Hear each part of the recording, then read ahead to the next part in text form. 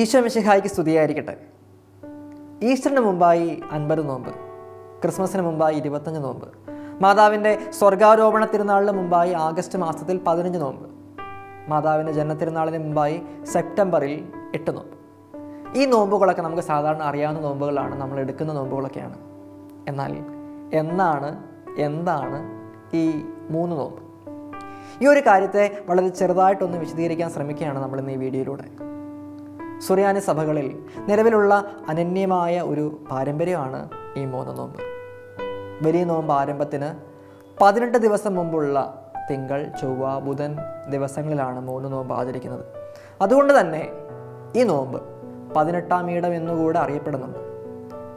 ഈസ്റ്ററിൻ്റെ തീയതി അനുസരിച്ച് ജനുവരി 12-നും ഫെബ്രുവരി 18-നും ഇടയിലായിട്ടാണ് ഈ നോമ്പ് സാധാരണ വരാറുള്ളത്. എന്നാണ് ഈ നോമ്പ് ആചരിക്കുന്നതെന്ന് നമുക്ക് അല്പം പിടികിട്ടിട്ടുണ്ടാവും. ഇനി ഈ നോമ്പിൻ്റെ പ്രാധാന്യം എന്താണെന്ന് കൂടി നമുക്കൊന്ന് കാണാം.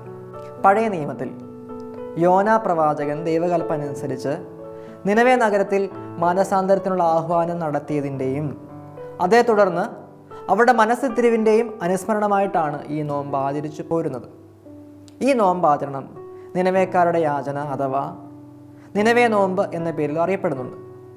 യോനാ പ്രവാചകൻ 3 രാവും 3 പകലും മത്സ്യത്തിൻ്റെ ഉദരത്തിൽ ചിലവഴിച്ചു മാനസാന്തരപ്പെട്ടു എന്നതാണ് ഈ നോമ്പിൻ്റെ പ്രസക്തി. അതേ തുടർന്ന് നിനവേ നഗരത്തിൽ ചെന്നുള്ള അദ്ദേഹത്തിൻ്റെ പ്രസംഗം കേട്ടപ്പോൾ അവിടെയുള്ളവർ ചാക്കുടുത്ത് ചാരം പൂശി അനുതപിച്ചു എന്നതാണ് നിനവേ നോമ്പ് എന്ന പേരിൻ്റെ സാങ്കത്യം. ഒരു കുഞ്ഞു ചോദ്യം ചോദിച്ചോട്ടെ. അപ്പോൾ ഈ 3 നോമ്പ് യോനായുടെ മാനസാന്തരത്തിന് അനുസ്മരണമാണോ അതോ നിനവേക്കാരുടെ മാനസാന്തരത്തിന് അനുസ്മരണമാണോ?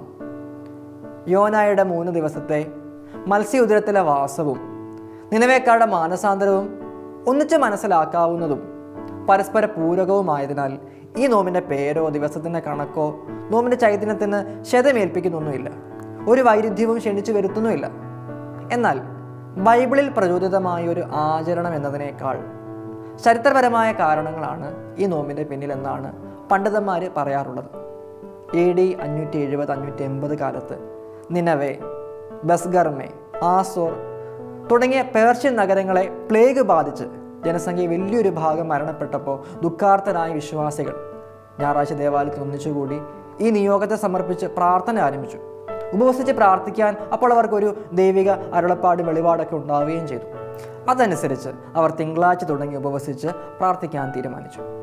പിന്നീട് ആരും രോഗബാധിതരായതുമില്ല. ബുധനാഴ്ച ആയപ്പോഴേക്കും രോഗം പരക്കുന്നത് അവസാനിച്ചതായിട്ട് ജനം തിരിച്ചറിഞ്ഞു. ഇതിൽ കൃതജ്ഞതാ നിർഭരരായ വിശ്വാസ സമൂഹം ഇനി ഒരിക്കലും ഇത്തരം ഒരു പ്ലേഗ് ബാധ ഉണ്ടാകാതിരിക്കേണ്ടതിന് തുടർന്ന് എല്ലാ വർഷവും 3 ദിവസത്തെ നോമ്പ് ആചരിക്കാൻ അവർ നിശ്ചയിച്ചു. പേർഷ്യൻ സഭയുമായി ആത്മബന്ധം ഉണ്ടായിരുന്ന നമ്മൾ കേരള സഭയിലേക്കും കാലക്രമേണ ഈ നോമ്പ് ആചരണം വ്യാപിച്ചു. 3 നോമ്പ് എടുത്തില്ലെങ്കിൽ ആപത്ത് ഭവിക്കും എന്നൊരു ചിന്താഗതി പോലും ഒരു കാലത്ത് നമ്മുടെ ഇടയിലൊക്കെ ഒത്തിരിയേറെ ഉണ്ടായിരുന്നു. നമ്മൾ മാർത്തോമ നസ്രാണികൾ വലിയ പ്രാധാന്യത്തോടെ 3 നോമ്പ് അനുഷ്ഠിച്ചു പോന്നിരുന്നു എന്ന് ഒത്തിരിയേറെ ചരിത്ര രേഖകൾ സാക്ഷ്യപ്പെടുത്തുന്നുമുണ്ട്.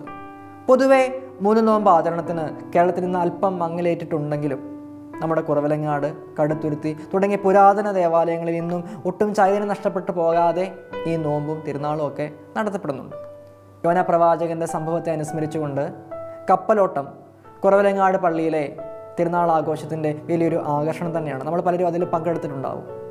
ചേരമാൻ പെരുമാളിൻ്റെ കാലം മുതലേ കുറവലങ്ങാട് പെരുന്നാളിന് ആനയുടെ അകമ്പടിയോടുകൂടിയുള്ള പ്രദക്ഷിണത്തിന് അവകാശം നൽകിയിരുന്നു എന്നത് പൊതുസമൂഹത്തിൽ ഈ തിരുനാളിനുള്ള വലിയ സ്വീകാര്യതയുടെ ഒരു തെളിവ് കൂടിയാണ്. വലിയ നോമ്പിൻ്റെ ഒരുക്കമായിട്ട് വേണം നമ്മൾ 3 നോമ്പിനെ മനസ്സിലാക്കാൻ. നോമ്പെടുക്കാൻ ഒരിത്തിരി പ്രയാസമുള്ളവർക്ക് പോലും എടുക്കാൻ എളുപ്പമുള്ള ഒരു കുഞ്ഞു നോമ്പ് 3 നോമ്പ്. സമാഗതമാകുന്ന വലിയ നോമ്പിനായി മനസ്സിനെയും ശരീരത്തെയും ഒരുക്കാൻ ഈ 3 നോമ്പ് നമ്മളെ സഹായിക്കട്ടെ. എല്ലാവർക്കും നല്ല ആശംസകൾ.